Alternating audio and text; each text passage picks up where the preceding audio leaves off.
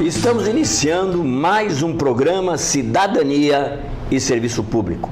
Um programa da Federação das Entidades de Servidores Públicos do Estado de São Paulo, FESPESP. E hoje nós vamos conversar com o deputado estadual Carlos Gianazzi, que é do PSOL.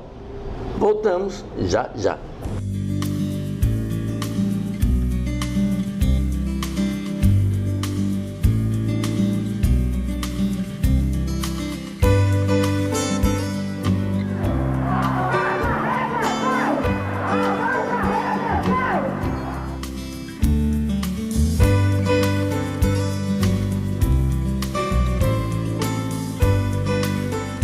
Estamos pedindo aquilo que nos é de direito.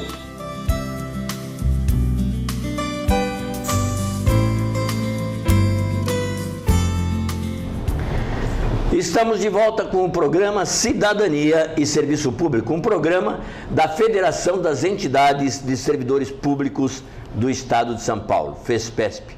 Estamos aqui com o deputado Carlos Gianazzi. Não é a primeira vez que ele vem ao programa, mas sempre temos um papo muito interessante, né, deputado? O deputado Carlos Gianazzi é muito ligado à educação. Basicamente a educação, embora tenha uma série de outros projetos também na Assembleia. Foi diretor de escola pública, mestre em História e Filosofia da Educação, doutor em História Econômica pela USP, professor universitário, vereador aqui na cidade de São Paulo, em duas legislaturas, 2000 e 2007. Sempre atuou na defesa do magistério, da educação pública gratuita e de qualidade, da cidadania ativa e crítica, do fortalecimento dos movimentos sociais e da sociedade civil organizada como propulsora da mudança social. É membro titular da Comissão de Educação e apresentou diversos projetos de lei, como o que acaba com a superlotação das salas de aula, o que extingue a lei da mordaça para os servidores públicos, o que limita a instalação de pedágios em São Paulo e o que proíbe a cobrança de taxas de estacionamentos em shopping centers, supermercados e hospitais, entre outros. Coordena as frentes parlamentares em defesa da escola pública, dos músicos contra a OMB, contra os pedágios e da diversidade sexual. É autor dos requerimentos de instalação das CPIs da educação, da segurança pública, do judiciário e do DPME. Tudo bem, deputado? Tudo bem, muito obrigado, Quase, por estar aqui mais uma vez participando do seu programa. O prazer é nosso aqui, é muito importante a gente estar nessa conversa. Nós falamos tantas coisas aqui, vamos começar dessas CPIs. Não anda, né, deputado? É difícil aprovar uma CPI na Assembleia Legislativa, Quase, porque a Assembleia Legislativa é controlada pelo governador Geraldo Alckmin. Dos 94 deputados, 66 são da base do governo. Tem cargos no governo, secretarias, tem emendas parlamentares a mais, tem benesses, e esses deputados votam de uma forma canina com o governo, né? Uma fidelidade canina com o governo Alckmin. Então, as nossas propostas de CPIs não são aprovadas, porque nós precisamos de 32 assinaturas.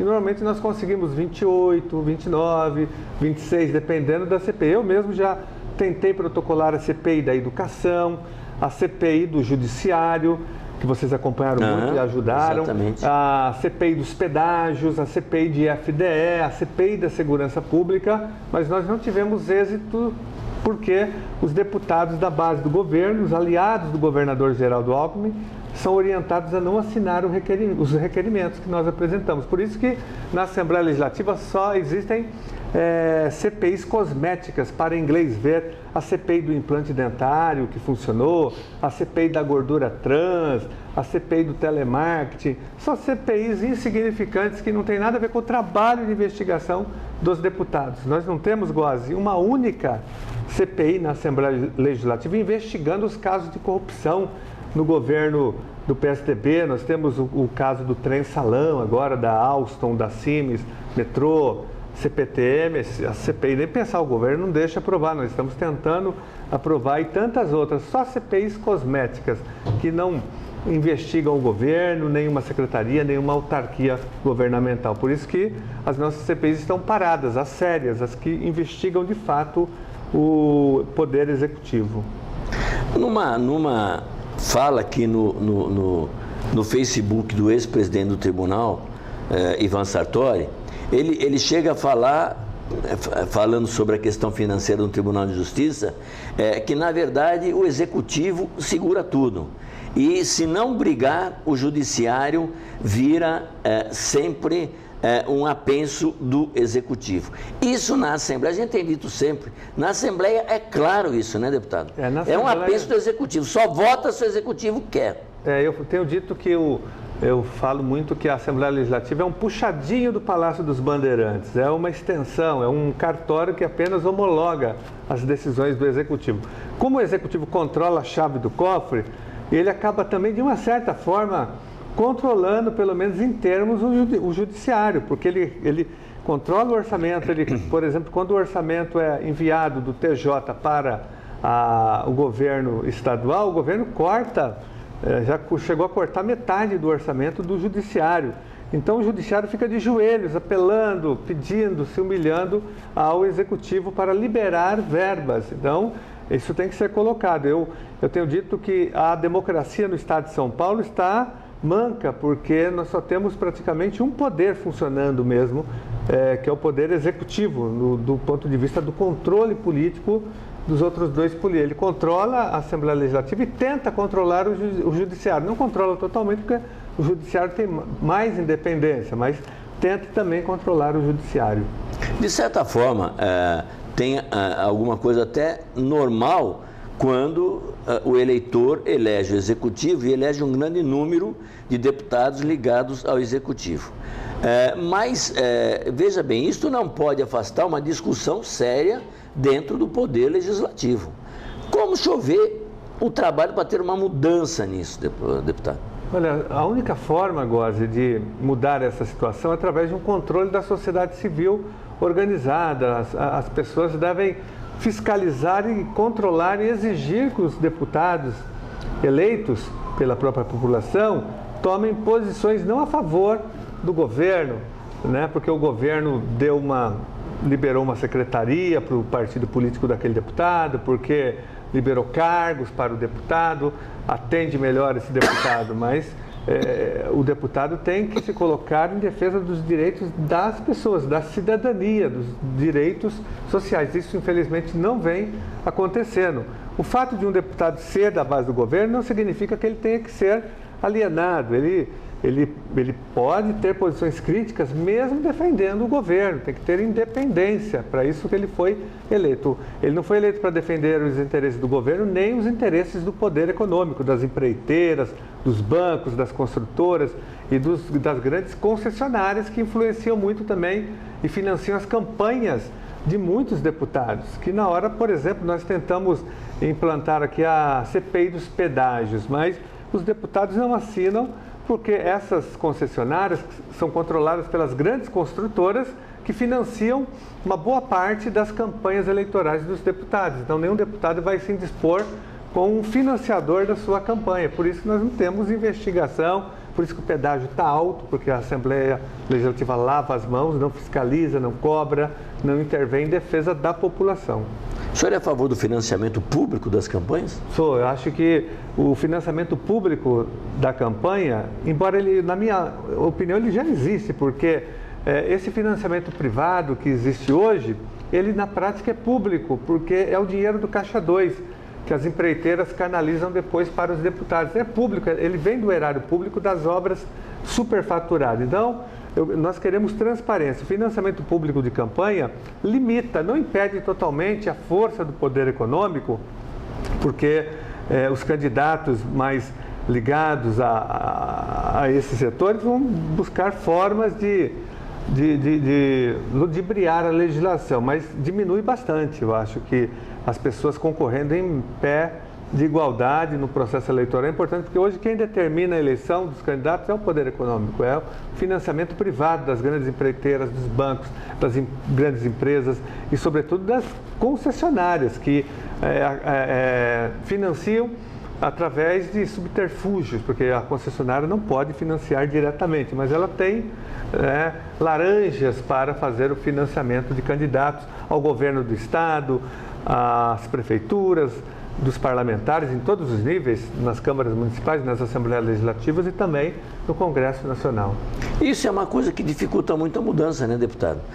Inclusive, como o senhor falou nas manifestações populares, até as manifestações populares, quando vão às ruas, primeiro são rechaçadas e depois o próprio executivo tenta demonstrar que ele também apoia alguma coisa dessas.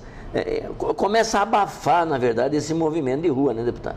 Nós tivemos aqui um marco histórico, eu diria que na história não só do Brasil, mas do mundo, que foram as manifestações de junho de 2013, quando a população em massa, num grande número, saiu às ruas protestando contra os péssimos serviços públicos, a falta de investimento em educação pública, saúde pública, em segurança pública.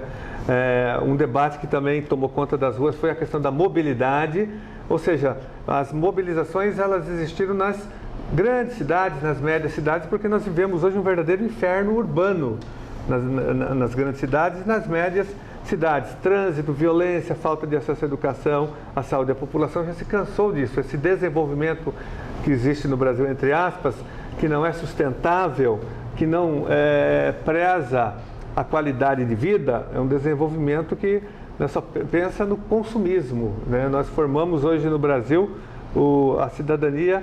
Não é formada, é formada a pessoa para consumir, o consumidor que está hoje sendo valorizado, não o cidadão. Nós queremos, lógico, consumo é importante, mas consumo com cidadania. Cidadania vem na frente de tudo, na frente do consumo, na frente de todas as outras questões colocadas. Então, é importante que a população continue se mobilizando, independentemente do que aconteceu, né? Uma violência aqui, outra ali. Esses são grupos minoritários, black blocs, são grupos que representam a franja de movimento, um grupo minoritário.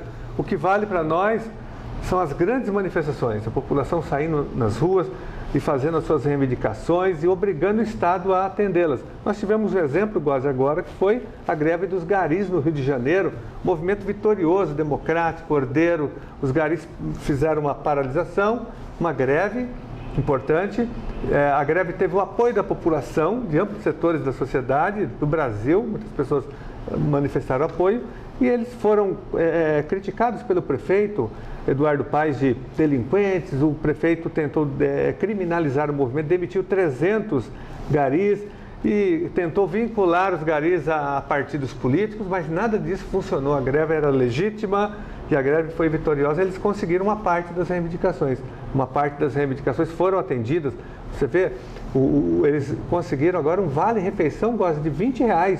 O governador Geraldo Alckmin paga um vale-refeição de R$8 para os professores, para os policiais, para os servidores do sistema prisional, R$8. E o gari do Rio de Janeiro, merece muito mais do que isso, vai ter um vale-refeição de R$20. Então, olha só, foi a luta, né?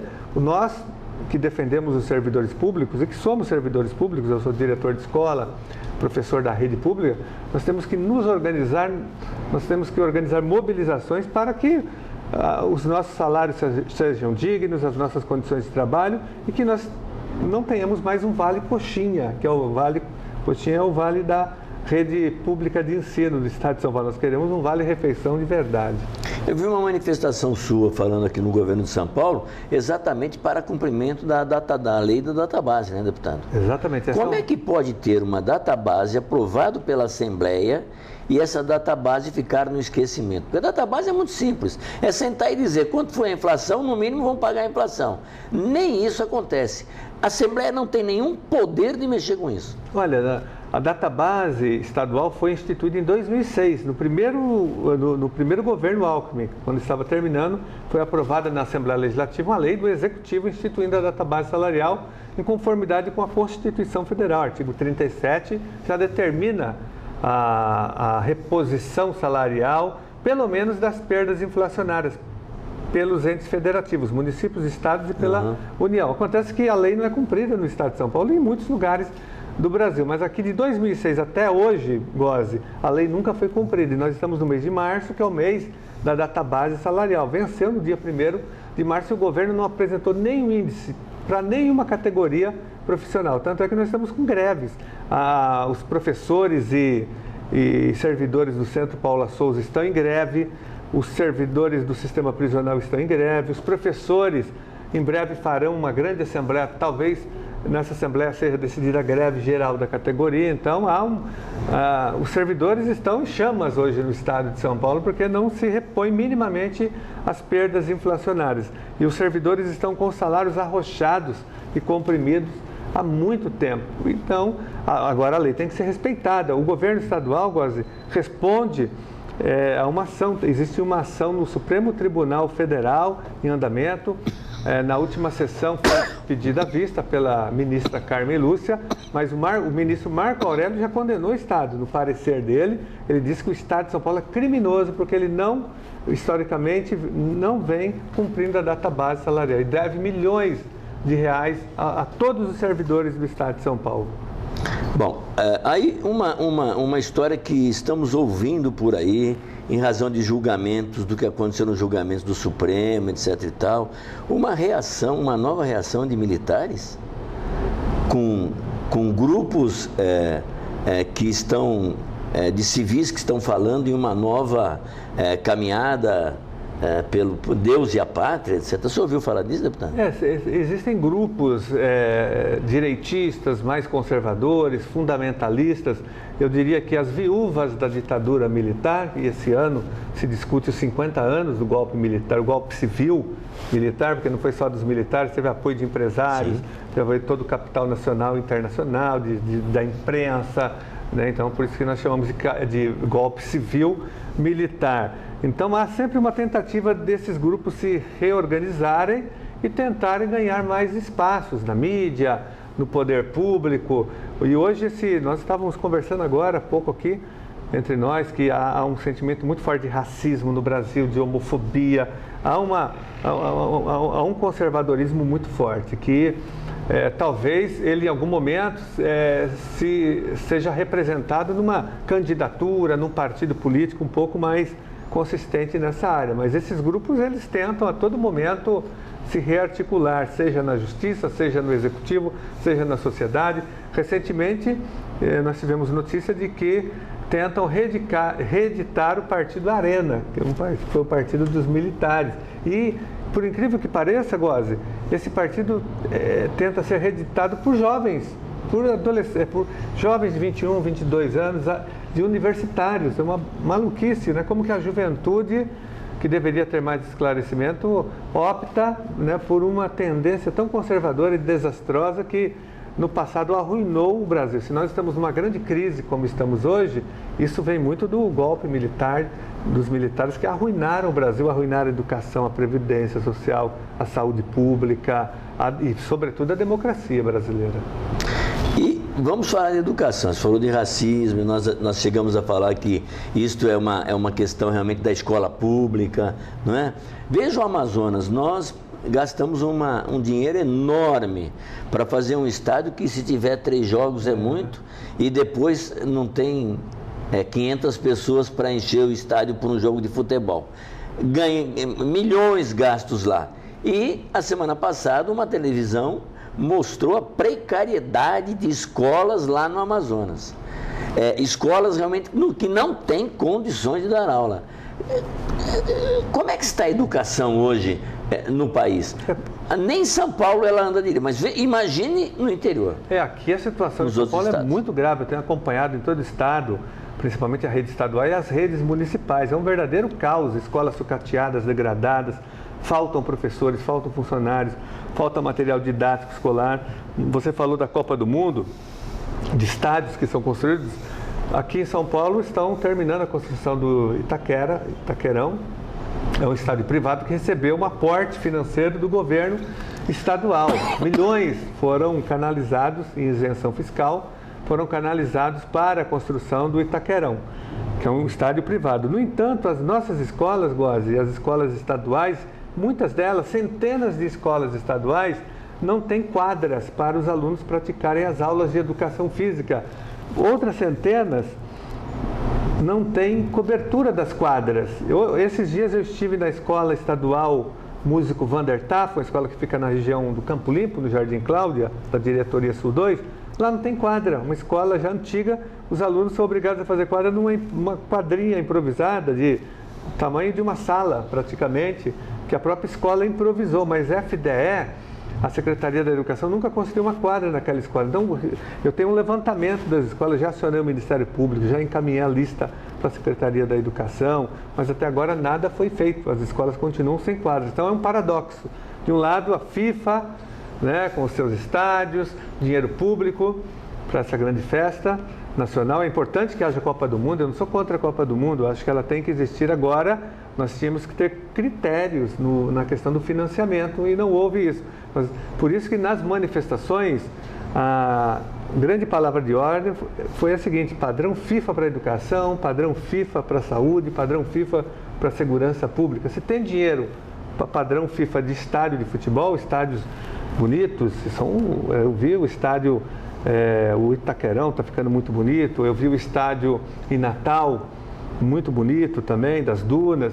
Realmente, agora nós não podemos ter estádios de primeiro mundo e educação de quinto mundo. Isso é uma contradição imensa. Se tem dinheiro, se tem bilhões para a Copa do Mundo, por que não tem bilhões também para a educação pública? É um absurdo pensar que se constrói uma escola sem um espaço para a educação física, para o esporte, né? Porque a aula de educação física, ela faz parte da grade curricular, é uma disciplina obrigatória, está na LDB, a Lei de Diretrizes e Bases, você conhece muito bem como professor. Ela determina que a aula de educação física seja uma disciplina obrigatória no ensino fundamental e no ensino médio. E, no entanto, em muitas escolas do estado de São Paulo, essas aulas não são oferecidas aos alunos. Imagine, como você bem disse, se em São Paulo já é o caos, imagine no norte do país, no Nordeste, e mesmo aqui no interior de Minas, e no interior de São Paulo também, nós temos muito abandono de escolas.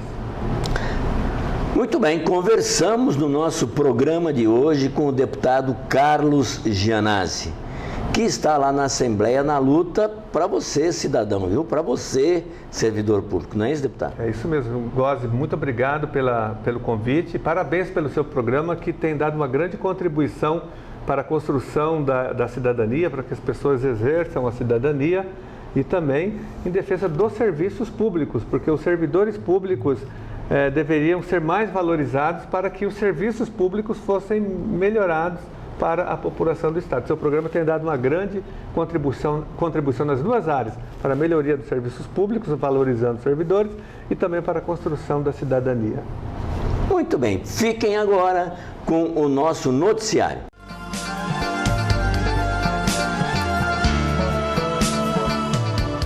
E agora as principais notícias que interessam a você, servidor público.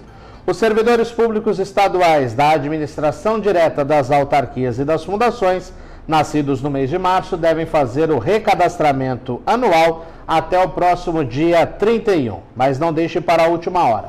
A atualização cadastral é obrigatória e deve ser feita durante o mês de aniversário do servidor público. A medida engloba também os servidores e militares afastados e licenciados. O procedimento é realizado pelo site da Secretaria de Gestão Pública Estadual no endereço www.gestãopublica.sp.gov.br ou por formulários disponíveis nas unidades de recursos humanos dos órgãos. Quem não fizer o recadastramento terá o salário suspenso e só voltará a receber depois que a situação for regularizada pelo respectivo RH.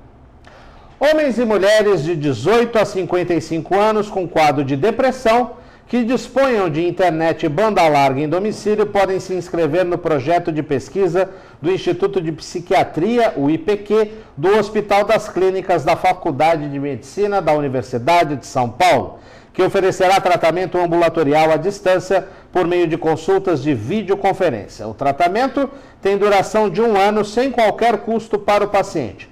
As inscrições para triagem devem ser feitas pelo e-mail. Acompanhe aí na tela, agendamento.ipq@gmail.com. O IPQ fica na rua Dr. Ovídio Pires de Campos, 785, no Cerqueira César, próximo ao Hospital das Clínicas, aqui na capital. Precatório de pequeno valor vai ser agora pago com maior rapidez. Em ato normativo da Diretoria de Execuções de Precatórios e Cálculos, o DEPRE, vinculado ao Tribunal de Justiça do Estado de São Paulo, os precatórios serão desmembrados. A decisão consta na ordem de serviço número do ano de 2014 e foi publicada pelo Tribunal de Justiça no último dia 19.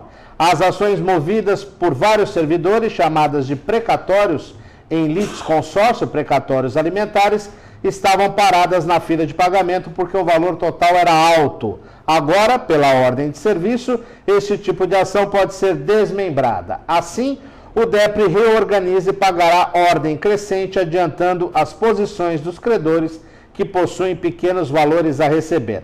A ordem de serviço 1/2014 vale para todos os credores de precatórios alimentares do Estado de São Paulo. Mais um trabalho da FESPESP que você já acompanha há muitos anos aqui nas nossas discussões. Cidadania e Serviço Público há 15 anos no ar, sempre em defesa de você, cidadão, de você, servidor público. Para entrar em contato conosco, você liga para 11 3104 3836, manda suas mensagens para o nosso e-mail fespesp@fespesp.org e visita o nosso site www.fespesp.org. E você já sabe, acompanha o nosso programa também online pela internet, no site da TV Aberta, todos os domingos às 9 da noite, e depois arquivado no nosso site, no ícone FESPESP na TV, e aí você acompanha em qualquer lugar do mundo, quando quiser, o programa Cidadania e Serviço Público. Uma boa semana a todos e até o próximo programa.